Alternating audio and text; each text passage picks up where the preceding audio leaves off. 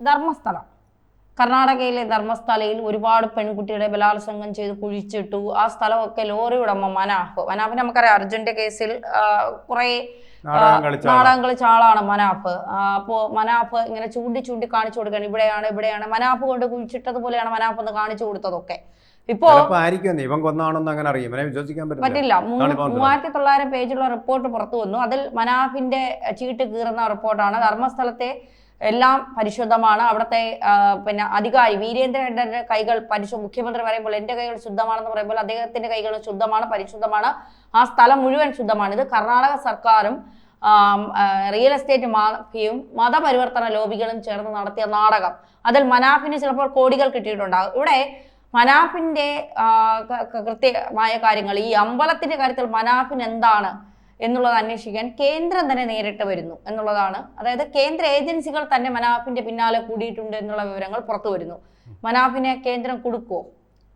അല്ല, ഇതില് മനാഫ് എന്ന് പറയുന്ന വ്യക്തിത്വത്തെ നമുക്ക് സംശയിക്കാൻ പല കാരണങ്ങളുണ്ട്. അർജുൻ്റെ മരണത്തിന് പിന്നിൽ ഇയാളുടെ കൈകളില്ല എന്ന് നമുക്ക് പറയാൻ പറ്റില്ല. കാരണം അവിടെ പോലീസും ഉണ്ട്, അതുപോലെ തന്നെ നമ്മുടെ ഈ ദുരന്ത നിവാരണ സേനയുണ്ട്, ഇവരൊക്കെ ഉണ്ട്. ഇവരെയൊക്കെ കടത്തി വെട്ടിക്കൊണ്ട് ഈ മനുഷ്യൻ ലോറി ഉടമയാണെന്നുള്ള ഒരു വ്യാജത്തിൽ വന്നിട്ട് അവിടെയാണ് ഇവിടെയാണെന്ന് അവർക്ക് നിർദ്ദേശങ്ങൾ കൊടുക്കുക, അതിങ്ങനെ പോരാ അങ്ങനെ പോരാ എന്ന് നിർദ്ദേശങ്ങൾ കൊടുക്കുക. അങ്ങനെ ഒരുപാട് ആശയക്കുഴപ്പങ്ങൾ ഉണ്ടാക്കിയ മനുഷ്യനാണിത്. ഇയാളുടെ ഉദ്ദേശം എന്താണെന്ന് ഇപ്പോഴും വ്യക്തമല്ല. ഇനി അർജുൻ മരിക്കുന്നതിന് പിന്നിൽ ഇയാളുണ്ടോയെന്ന് പോലും അറിഞ്ഞുകൂടാ. അർജുനെ കൊന്നതാണോ ഇയാളെന്ന് കൂടും നമ്മൾ സംശയിക്കേണ്ടിയിരിക്കുന്നു. അങ്ങനെയാണ് അവസ്ഥ. എന്താണെന്ന് വെച്ചാൽ ഇത് കഴിഞ്ഞ ഉടനെ അർജുൻ്റെ വീട്ടുകാർ തന്നെ അതിൻ്റെ മരണത്തിൻ്റെ ദുഃഖമനുഭവിക്കുന്ന വീട്ടുകാർ തന്നെ പറഞ്ഞു, ഇദ്ദേഹം ഈ അർജുനൻ്റെ പേരിൽ വൻ തുക കൈപ്പറ്റിക്കൊണ്ടിരിക്കുകയാണ്.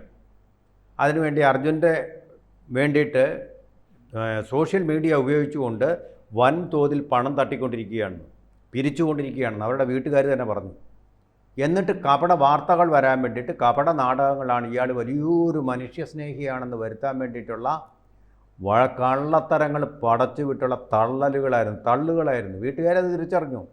ഇയാൾ ഇനിയും പൈസ പിരിക്കാനൊന്നും പോകണ്ടെന്ന് പറഞ്ഞു. ഈ പൈസ പിരിക്കുന്നൊന്നും അവർക്ക് കിട്ടിയിട്ടില്ലെന്നുള്ളതാണ് നമ്മൾ അറിയുന്ന കാര്യം. എന്തോ ഒരു തേനായിരുന്നു ഇയാളുടെ വാക്കുകൾ, വെറും കച്ച കള്ളം അഭിനയമായിരുന്നു എന്ന് ആ വീട്ടുകാർ തന്നെ പറഞ്ഞിട്ടുള്ളതാ. കേട്ടാത്തൊന്നും ഇത്രയും നല്ല ദിവ്യനായ ഒരു മനുഷ്യൻ, സാക്ഷാൽ ദൈവതുല്യനായ ഒരു മനുഷ്യൻ നമുക്ക് തോന്നിപ്പോയി ഇയാളുടെ വാചകം കൂടി കേട്ട. വെറും പൊള്ളയാണ്.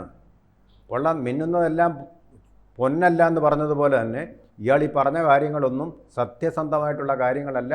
ഇയാൾക്ക് പബ്ലിസിറ്റി കിട്ടാനും താനൊരു വലിയ മനുഷ്യസ്നേഹിയാണ്, ഫിലാന്ത്രോപ്പിസ്റ്റ് ആണ് എന്നും വരുത്താൻ വേണ്ടിയിട്ടുള്ള ആ ഒരു തള്ളലാണ് നടത്തിയത് മുഴുവൻ എന്ന് വീട്ടുകാർ തന്നെ തെളിയിച്ചിട്ടുണ്ടാവുന്നത്. ഇനി അർജുനൻ്റെ മരണത്തിന് പിന്നിൽ ഇദ്ദേഹം ഇല്ല എന്നെങ്ങനെ പറയും? സാധാരണഗതിയിൽ ഇത്രയും അധികം ഭാരവും കൊണ്ട് പോകുന്ന ഒരു വണ്ടിക്ക് സാധാരണഗതിയിൽ ഒരു അസിസ്റ്റൻറ്റിനെ കൊടുക്കേണ്ടതാണ്, വണ്ടി ഓടിച്ചുകൊണ്ട് പോകുന്ന ആളെ സഹായിക്കാൻ. അയാൾക്ക് എന്തെങ്കിലും അസുഖം വന്നാൽ അല്ലെങ്കിൽ പോട്ടെ അയാൾ ഉറങ്ങിപ്പോയാൽ അതൊന്ന് ശ്രദ്ധിക്കാൻ സാധാരണഗതിയിൽ ഒരു കിളി, ഏത് വണ്ടി ഏത് ലോറി അല്ലെങ്കിൽ ട്രക്ക് കേരളത്തിലേക്ക് വരുമ്പോഴും ഞാൻ കണ്ടിട്ട് ആ ഡ്രൈവർ കൂടാതെ ഒരു ക്ലീനർ കൂടെ കാണും, ഒരു കിളി എന്ന് നമ്മൾ പറയുന്ന ആൾ. ഇതൊന്നും കൊടുത്തിട്ട് പാവം പയ്യനെ മാത്രം കൊടുത്ത് അങ്ങ് വിട്ടേക്കുക. ഇതാണ് അയാൾ ചെയ്തത്.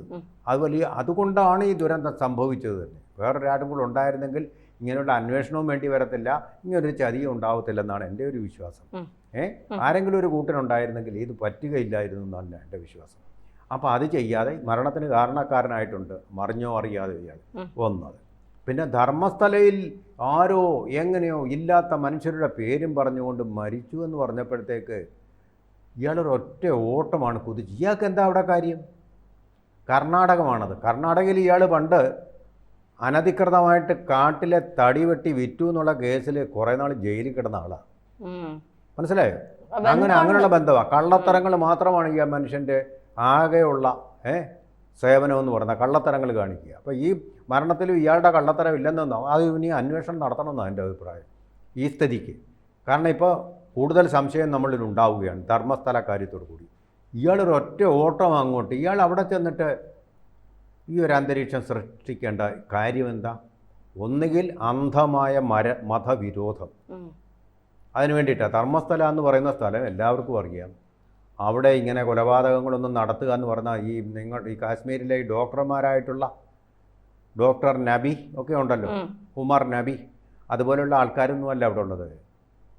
രാജ്യത്തിനെ ഒറ്റുകൊടുക്കാനും രാജ്യത്തെ നശിപ്പിക്കാനും രാജ്യത്തെ ജനങ്ങളെ കൊല്ലാനും വേണ്ടി നടക്കുന്ന ആൾക്കാർ അങ്ങനെ മസ്തിയുള്ള ഒറ്റയാളും ഇല്ല അവിടെ. അവിടെ ആകെ ഉള്ളത് ഒരു വീരേന്ദ്ര ഹെഗ്ഡെ എന്ന് പറയുന്ന പാവപ്പെട്ട മനുഷ്യനാണ്. വീരേന്ദ്ര ഹെഗ്ഡെ എന്ന് പറയുന്ന ഒരു ദിവസം അവിടെ ആഹാരം സൗജന്യമായിട്ട് കൊടുക്കുന്നത് 50,000 പേർക്കാണ് ഓരോ ദിവസവും. ഈ മനാഫ് അദ്ദേഹത്തിൻ്റെ ജീവിതകാലം മുഴുവൻ ഇത്രയും ചെയ്തിട്ടുണ്ടോ? ഒരു ദിവസം 50,000 പേർക്ക് വീതം ആഹാരം കൊടുക്കുന്നത്. വളരെ പുണ്യവാനായ ഒരു മനുഷ്യൻ, ഈശ്വരവിശ്വാസിയായ ഒരു മനുഷ്യനാണ് അദ്ദേഹം. അദ്ദേഹം ഇങ്ങനെയൊന്നും ചെയ്യത്തില്ലെന്ന് ബാംഗ്ലൂരുവിലുള്ള എൻ്റെ പരിചയക്കാർ പറഞ്ഞു, ബന്ധുക്കളും പറഞ്ഞു. ഒരിക്കലും ചെയ്യാത്ത ഒരു മനുഷ്യനാണ് അദ്ദേഹം. ഭാവിയല്ല, മഹാഭാവിയല്ല. അതുപോലെ തന്നെ അവിടെ ഏതോ മരണം ഉണ്ടായിട്ടെന്ന് പറഞ്ഞ ഒരു സ്ത്രീ മരിച്ചു എന്നാണ് പറയുന്നത്. അങ്ങനെ ഒരു സ്ത്രീയേ ഇല്ല എന്നുള്ളതാണ് തെളിഞ്ഞിരിക്കുന്നത്. അപ്പോൾ ഇത് വെറും കള്ളപ്രചാരണം. ഹിന്ദു മതത്തെ വില കുറച്ച് കാണിക്കാനും അതിനെ അപമതിക്കാനും മതനിന്ദ നടത്താനും വേണ്ടി നടത്തിയ ശ്രമം. അതിനുവേണ്ടിയാണ് ഈ മനാഫ് ഓടി അവിടെ പോയത്, ഹിന്ദു മതത്തെ. അതുകൊണ്ട് തന്നെ ഇത് അവരുടെ കൈകളിൽ മാത്രമല്ല. എനിക്ക് തോന്നുന്നത് ദി ഡോൺ പത്രത്തിൽ നിന്ന് പണം വാങ്ങിച്ചിട്ടുണ്ട്. ഡോണിന് ആ പരിപാടിയുണ്ട്. പാകിസ്ഥാനിലെ കറാച്ചിയിൽ നിന്ന് വരുന്ന പത്രമാണത്, ഇന്ന് പുറപ്പെടുന്ന പത്രമാണത്. അവരുടെ പ്രധാനപ്പെട്ട പത്രമാണ് ദി ഡോൺ എന്ന് പറയുന്ന പത്രം. ആ പത്രത്തിൽ ഈ വാർത്ത കയറി വന്നു. ശരിയാ. അതുപോലെ തന്നെ അൽ ജസീറയിൽ ഈ വാർത്ത വന്നു. അപ്പോൾ അവരുടെ ഒരു നെറ്റ്വർക്ക് ഇതിനു വേണ്ടി തന്നെ ഹിന്ദുക്കളെ അപമാനിക്കാനും ഇന്ത്യയെ അപമാനിക്കാനും ഈ വീരേന്ദ്ര ഹെഗ്ഡയെ അറസ്റ്റ് ചെയ്ത് ജയിലിലിടാനും വേണ്ടിയിട്ട് നല്ലത് ചെയ്യുന്ന ആൾക്കാരെ എല്ലാം നശിപ്പിച്ച് കളയുക. അങ്ങനെ ഈ നാടിൻ്റെ ഈ സംസ്കാരത്തെ തന്നെ വ്രണപ്പെടുത്തുക. ഹിന്ദുമതത്തെ അങ്ങനെയാണെങ്കിൽ മനാഫിന്റെ അക്കൗണ്ടുകൾ, പണം വന്ന അക്കൗണ്ടുകളൊക്കെ കേന്ദ്ര അന്വേഷണ ഏജൻസികൾ മുഴുവൻ അന്വേഷിക്കണം. ഇയാളെ കറക്റ്റ് ചോദ്യം ചെയ്യണം. NIA തന്നെ ചോദ്യം ചെയ്യണം. കാരണം ഈ വാർത്ത ഇയാൾ എന്ത് ധിക്കാരത്തോടു കൂടിയാണ് ചർച്ചകളിലൊക്കെ പറഞ്ഞത്. എനിക്ക് പത്രക്കാരുടെയൊക്കെ പിന്തുണയുണ്ട്, ഇവിടെ കൊലപാതകം നടന്നത് തന്നെയാണ് എന്ന് പറഞ്ഞു. അത് കേട്ട് അങ്ങനെ നടന്നിട്ടുണ്ടെന്ന് സപ്പോർട്ട് ചെയ്യാൻ കുറേ നമ്മുടെ ആൾക്കാരും ഉണ്ട്. നമ്മുടെ രാജ്യത്തെ ഒറ്റുകൊടുക്കുന്ന ചിലരുണ്ടല്ലോ, ഇപ്പോഴും ഉണ്ടല്ലോ. ഒരു കാര്യമില്ലാതെ രാജ്യത്തെ ഒന്ന് മോശമാക്കണം, അത് വലിയ സന്തോഷം അവർക്ക്. നെഗറ്റീവ് വാർത്ത, അതിൻ്റെ ആശാന്മാർ, അങ്ങനെ കുറേ ആൾക്കാരും പറഞ്ഞു. പക്ഷേ അങ്ങനൊരു സ്ത്രീയെ ഇല്ലെന്ന് അതിൻ്റെ അമ്മ തന്നെ സംഭവിച്ചിരിക്കും. ഇങ്ങനൊരാളില്ല, ഇല്ലാത്ത ആളാണ് മരിച്ചു. ഭീഷണിപ്പെടുത്തിയാണ് പറയിപ്പിച്ചത്. അവിടെ എല്ലും കഷങ്ങൾ കണ്ടെന്ന്. ഒരു വനസ്ഥലമാണ്. വനസ്ഥലത്ത് നമ്മളിപ്പോൾ ഏത് ഭൂമിയിലും വനസ്ഥലത്ത് പോയി ഒന്ന് കുഴിച്ചു നോക്കൂ, ഏതെങ്കിലും മൃഗത്തിൻ്റെ എല്ലും തൂലും കാണും അവിടെ. അതുകൊണ്ടല്ലേ ആളുകളെ കൊന്നതാണ്. ആളുകളെ കൊന്ന ആളുകൾ വെറുതെ ഇരിക്കും, കേസ് കൊടുക്കില്ലേ ഈ രാജ്യത്ത്? എന്താ ഇത് കർണാടകം എന്ന് പറഞ്ഞാൽ നിരക്ഷരരുടെ മാത്രം നാടാണോ അത്? തന്നെയല്ലല്ലോ, അവിടെ ഉണ്ടല്ലോ, ഭരിക്കുന്ന ആരാണ് അവിടെ? കോൺഗ്രസ് ആണ്. ഇങ്ങനെ എന്തെങ്കിലും ഒന്ന് കണ്ടാൽ അത് രാഷ്ട്രീയമായിക്കൊണ്ട് വോട്ട് കിട്ടാൻ വേണ്ടി, മുസ്ലിങ്ങളുടെ വോട്ട് കിട്ടാൻ വേണ്ടി, പ്രീണനത്തിന് വേണ്ടി അത് മുഴുവൻ വാർത്തയാക്കി അറസ്റ്റും ചെയ്ത് പിടിച്ച് ജയിലിൽ വിട്ട് വധശിക്ഷയ്ക്ക് വിധിച്ചേനെ.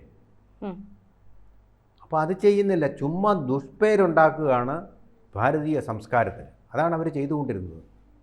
എന്നിട്ട് ഇപ്പോൾ തിരുത്തി പറയുന്നത് അങ്ങനൊന്നും സംഭവിച്ചിട്ട് വീരേന്ദ്ര ഹെഗ്ഡെ നല്ല മനുഷ്യനാണെന്നൊക്കെ പറയുന്നു. അതുകൊണ്ട് നിർത്തരുത്. ഇത് ചെയ്തത് വലിയൊരു ലക്ഷ്യം. നമ്മുടെ തീവ്രവാദികൾ ഇന്ത്യയിലെ നഗരങ്ങളെ മുഴുവൻ നശിപ്പിക്കാൻ വേണ്ടി അത് ചെയ്തു. ഇത് അതുപോലെ നമ്മുടെ സംസ്കാരം വിലകെട്ടതാണെന്ന് വരുത്താൻ വേണ്ടി ലോകം മുഴുവൻ ഈ വാർത്ത പ്രചരിപ്പിച്ചു. ഹിന്ദുമതം ചീത്തയാണ്, ഹിന്ദുമതം ഇങ്ങനെ ആളുകളെ കൊല്ലുന്ന മതമാണെന്ന് വരുത്താൻ വേണ്ടിയിട്ട്. അതെന്ന് പറഞ്ഞാൽ ഇന്ത്യയുടെ സംസ്കാരത്തിന് നേരെയുള്ള ഒരു വെല്ലുവിളിയാണ്, ഹിന്ദുമതത്തിൻ്റെ നിന്ദയാണ്. ഇല്ലാത്ത കാര്യങ്ങൾ ഒരു മതത്തിൻ്റെ ആൾക്കാർ ചെയ്തു. വീരേന്ദ്ര ഹെഗ്ഡെയെ സംബന്ധിച്ചിടത്തോളം അതൊരു വ്യക്തിഹത്യയാണ്, അല്ലേ? തേജോവധമാണ്. മാനനഷ്ടത്തിന് അദ്ദേഹം കേസ് കൊടുക്കണം, ലിബൽ സ്യൂട്ട് കൊടുക്കണം. അതാണ് വേണ്ടത്. കോടിക്കണക്കിന് രൂപ ഇതിനോട് വാങ്ങിക്കണം. അപ്പം പണക്കാരനാണല്ലോ. ലോറികളൊക്കെ സ്വന്തം, ഭാരത് ബെൻസും ഒക്കെ സ്വന്തമായിട്ടുള്ളവനാണല്ലോ. പിന്നെ കാട്ടിൽ നിന്ന് കട്ട് വിറ്റ് കാശുണ്ടാക്കിയവനാണല്ലോ. ശരിക്കും പറഞ്ഞാൽ ഒരു ആൻറ്റോ അഗസ്റ്റിനാണ് അവിടുത്തെ, അവനാണ്. അവന് തീർച്ചയായിട്ടും കടുത്ത ശിക്ഷ തന്നെ കൊടുക്കണം. ഇവനെ സമഗ്രമായ അന്വേഷണം, അർജുൻ എങ്ങനെ മരിച്ചു എന്നുള്ളതിനെക്കുറിച്ച് സമഗ്രമായ അന്വേഷണം വേണം. അല്ലാണ്ട് സാക്ഷി പോലും ഇല്ലാതിരിക്കാൻ വേണ്ടിയാണ് ഒരു കയ്യാളിനെ പോലും, ഒരു ക്ലീനറെ പോലും കൂടെ അയക്കായിരുന്നു. അർജുൻ പാവപ്പെട്ട ചെറുപ്പക്കാരനായ അർജുൻ്റെ ജീവനാണ് പോയത്. ഇയാളുടെ ലോറി ഓടിച്ച് ഇയാൾക്ക് വേണ്ടി സേവനം ചെയ്തു. മനസ്സിലായില്ലേ? അപ്പോൾ അതുകൊണ്ട് തീർച്ചയായിട്ടും ഈ കാര്യങ്ങളിലുള്ള സമഗ്രമായ അന്വേഷണം വേണം. അങ്ങനെ ഇയാളിപ്പം മാപ്പ് പറഞ്ഞതുകൊണ്ടൊന്നും അത് വെറുതെ വിടാൻ പാടില്ല. മനാഫെ, നീ ആരാണ്, നിൻ്റെ ലക്ഷ്യം എന്താണെന്നൊക്കെ ഇവിടെ NIA അന്വേഷിക്കും, അന്വേഷിച്ചറിഞ്ഞോളും കേട്ടോ നിന്റെ ഈ ഉടായിപ്പുകൾ. സ്ലീപ്പർ സെല്ലുമായിട്ടുള്ള ബന്ധങ്ങളെല്ലാം പുറത്ത് വരണം. അങ്ങനെ ഉണ്ടെങ്കിൽ അതെ, നെല്ലപിള്ള ഞാഞ്ഞുകൊണ്ട് നീ നടത്തുന്ന കള്ളത്തരങ്ങൾ ആണെങ്കിൽ അത് പിടിക്കാൻ ഇവിടെ വകുപ്പുകളുണ്ട്. നിന്നെ പ്രീണിപ്പിക്കണമെന്ന് ആഗ്രഹമില്ലാത്ത, വോട്ടിനു വേണ്ടി നിന്നെ പേടിക്കുന്ന ആൾക്കാർ മാത്രമല്ല ഇവിടെ, പേടിക്കാത്ത ആൾക്കാരും ഉണ്ട്. അതാണ് വേണ്ടത്.